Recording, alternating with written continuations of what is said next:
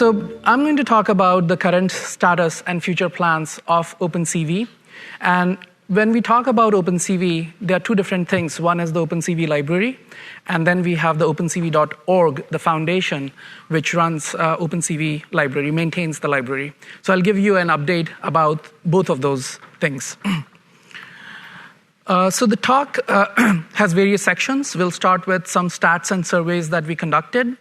We'll talk about OpenCV 4, the Graph API, the DNN module and why you should use the DNN module, a little bit about OpenCV plus OpenVINO, when you use them in combination, how you can speed up inference, and what are the various projects we are going to talk about, we are going to tackle during Google Summer of Code 2019. And finally, I'll talk a little bit about Open Source Vision Foundation.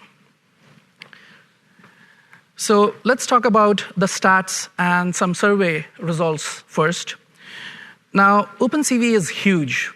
It's massive. And even I did not realize it until I started digging into the numbers. The common number we throw around is that there have been 19 million downloads on SourceForge. But frankly, who uses SourceForge anymore? So, but that's what we used to publish it on many years back. It's still around. On GitHub, we have 32K likes or stars. And compare that to PyTorch. PyTorch has about 28K. So it is hugely popular. On pip, if you look at OpenCV Python downloads, we have somewhere between 500,000 to 1.5 million downloads every single week. And the numbers are very comparable to TensorFlow. Now, Python is only one of the languages. It is, half the community uses Python, the other half uses C++.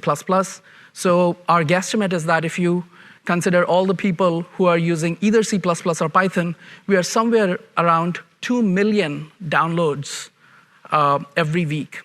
So that's a massive number. And pretty much 89% of the embedded vision community, they use OpenCV for their vision work. So it is massively popular, and it's still growing pretty fast.